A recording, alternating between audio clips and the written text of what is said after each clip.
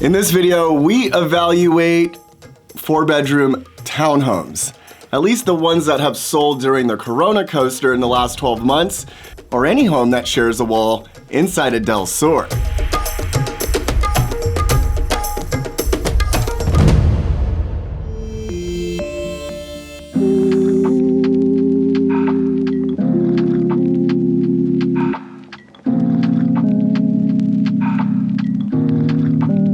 Out of those 19 homes, there are 5 townhomes that share identical floor plans. We're gonna travel to the gated community of Veridian.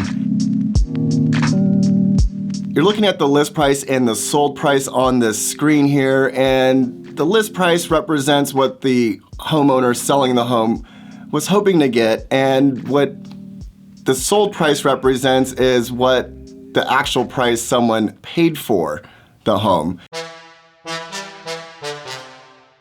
If that homeowner were to hold off and sell their condo today, how much would it be worth? We all know that supply, demand, and low inventory is the theme that we've probably been hearing since forever. We have to look at the upgrades that the homeowner has produced. A lot of these homes in Del Sur do have electric vehicle charging ports inside the garage. Factors like orientation and location inside of the gated community do play a factor in higher pricing.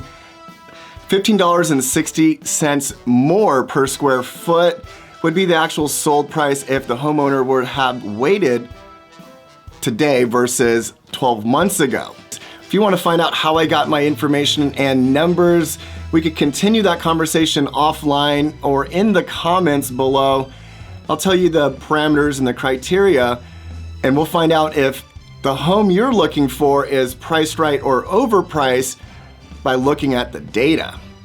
The data knows more about us than we do. That is scary. It's also helpful. So hey Google, what's the finest international city in all of the world to be working remote at or in? San Diego.